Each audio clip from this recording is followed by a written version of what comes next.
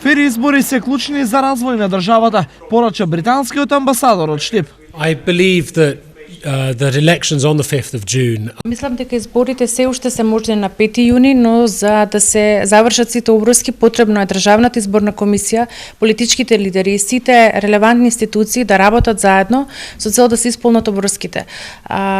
Успешноста на овој процес ќе може да биде да ја извлече Македонија надвор од оваа политичка криза во која што земјата се наоѓа и да продолжи понатаму со својот развој. It's been in. And a very good foundation for continuing to build. Според амбасадорот Гарет, важен дел од фер изборен циклус секако се и медиумите. The question of reforms in the media is a very important one. Испитливо што прашањето за медиумските реформи е многу популарно со оглед на тоа дека тоа прашање е многу битно за секоја демократија, за развојот на секоја земја.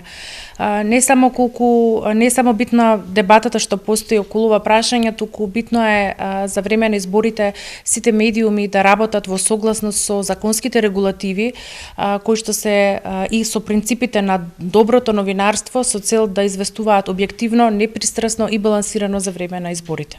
In a way that supports the voters so that they can decide how to vote. Британскиот амбасадор, освен за политика, денес во Штип се интересираше и за образование, како дел од неговата посета на Штипскиот универзитет.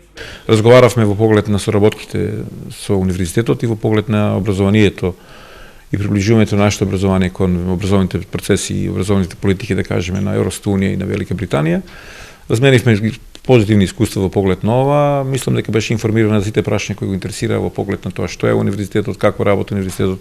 Во склоп на посетата, амбасадорот Гарет одржа и предавање пред штипските студенти на тема Британската дипломатија во 21 век.